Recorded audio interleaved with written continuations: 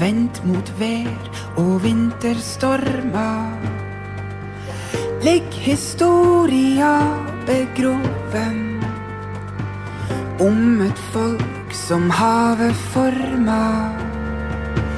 Her søng vinen sine salmer i en hårfør arktisk flora som slår rot og piner næring av den magre skjelsans jorda.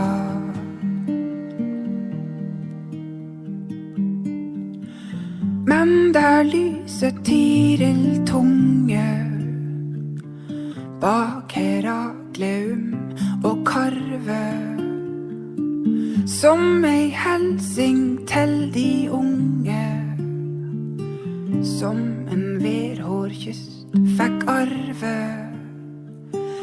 Og i nord mot nattsolbrann mumler havet sine minner, som en mollstemt orgelfuge under bratte gråsteinstinner.